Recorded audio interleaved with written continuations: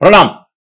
हा लोकसत्ता त्याच्यावरची हेडिंग पाहिली ना, दलित समाजात अस्वस्थता, भाजपच्या 400 पार घोषणाने संविधान बदलाची चर्चा. तुम्हाला माहिती आहे ना की गिरीश कुबेर हे कट्टर भाजपा विरोधी आहेत संपादक याचे, आणि मध्यंतरी त्यांनी एवढा कळस केला होता की डोंबिवली, कल्याण, ठाणे इथल्या भारतीय जनता पक्ष आणि संघ परिवाराच्या लोकांनी अक्षरशः गिरीश कुबेरांवर आणि लोकसत्तेवर बहिष्कार टाकला होता.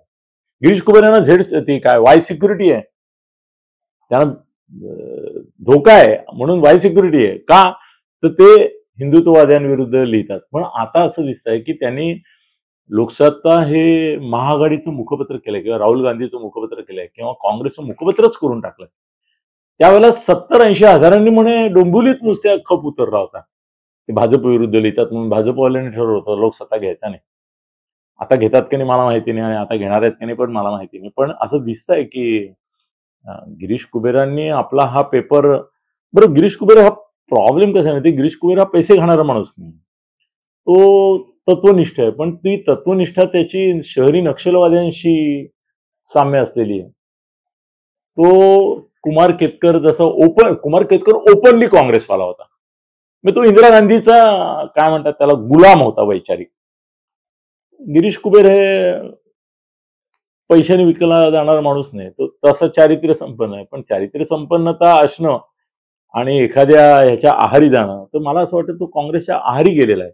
आता काय माहिती मला, उद्या कुमार केतकर रिटायर झालाय, आता परत गिरीश कुबेरांना काय खासदार व्हायचं असेल वगैरे माहिती नाही. त्यांनी इन्कार केला मध्यंतरी, कोणीतरी त्यांच्याबद्दल असं लिहिलं की ते खासदार होऊ इच्छितात वगैरे वगैरे, तर त्यांनी काहीतरी खटला पण केला म्हणे. नाही, त्यांनी खटला केला होता तो गिरीश कुबेरांनी वेगळ्या संदर्भात केला होता की काय मुख्यमंत्री फडणवीस असताना त्यांनी जी पाकिटं वाटली दिवाळी निमित्त पत्रकारांना, ती त्यांनी घेतली असा आरोप एकाने केला, म्हणून त्याच्यावर त्यांनी खटला भरला आणि तो जिंकला पण, कारण त्यांनी घेतलं नव्हतं.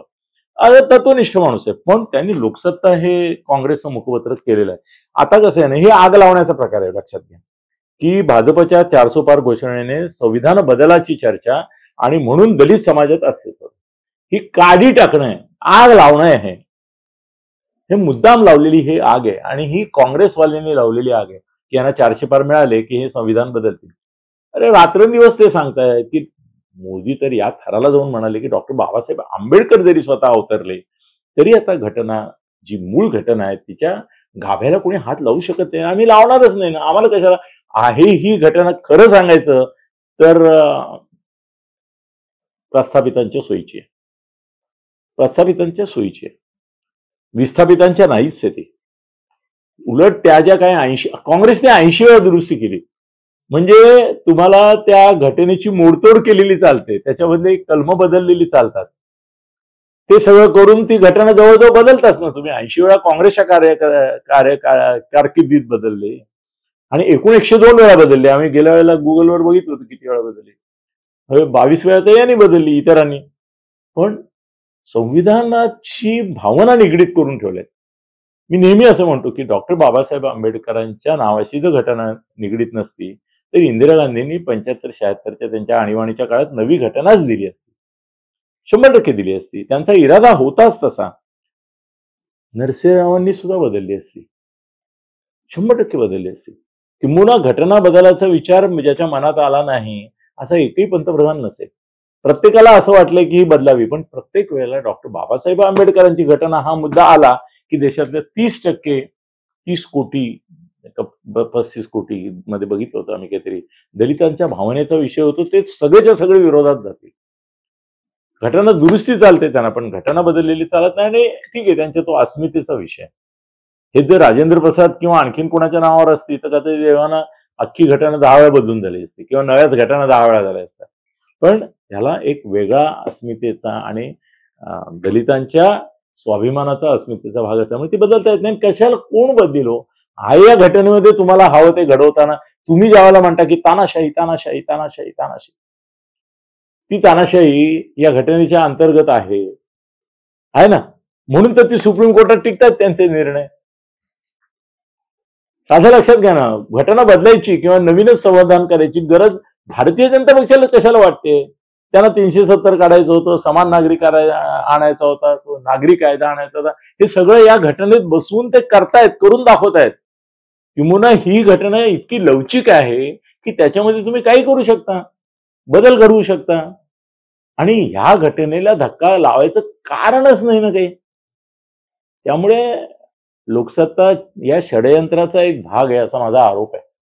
दलित समाजामध्ये मुद्दाम अस्थिरता निर्माण करणं, विचलित त्यांना करणं आणि भारतीय जनता पक्षाविरुद्ध भडकवणं, हे जे काम राहुल गांधी करतोय, हा कुबेर जो आहे गिरीश, तोही तेच काम करतोय. तो लोकसत्तेला काँग्रेसचं मुखपत्र बनवतोय, इंडियाचं मुखपत्र बनवतोय आणि दलित समाजात अस्वस्थता वगैरे कुठं माझ्या तर दलित मित्रांना विचारलं तर ते म्हणाले काय असं काय घटनेमध्ये दुरुस्ती तर करतच असतात, घटना कशाला कोण बदलेल. उलट आहे की डॉक्टर बाबासाहेब आंबेडकरांच्या संदर्भामध्ये जेवढा आदरभाव मोदींनी दाखवला आणि उठसूट ते उलट घटनेचा आधार डॉक्टर बाबासाहेब आंबेडकर हे म्हटल्याशिवाय एक वाक्य म्हणजे भाषण त्यांचं पुरं होत नाही. आज डॉक्टर बाबासाहेब आंबेडकर हा राजकीय दृष्ट्या आधारस्तंभ आहे सगळ्या पक्षांचा, मायावतीचा आणि प्रकाश आंबेडकरांचा नाहीये. ऑन दी कॉन्ट्री बाबासाहेब आंबेडकरांचे सर्वात जास्त स्तुती सुमन आणि भक्ती ही तुम्हाला भारतीय जनता पक्षात दिसेल. याचं कारण आहे ना की दलित समाजाच्या भावनांशी हात घालायला त्यांना ते उपयोग येते. कशाला संविधान बदलतील, ही काल्पनिक फोबिया निर्माण करण्याचा कट आहे, कारस्थान आहे आणि त्यात गिरीश कुबेर सामील आहेत. आता दलितांनी असा विचार करायला पाहिजे की 400 पार जरी झाले, ते एक तर 400 पार होणार नाहीत पण झाले जरी, ते घटना नाही बदलणार आहे. संविधान नवीन नाही करणार, नवी संविधान हे करणार नाही. दुरुस्त्या आता तुमच्या दृष्टीने इतरांच्या दृष्टीने आवश्यक त्या होतच राहतात, त्या झाल्या ना. 80 तर काँग्रेसने केल्या.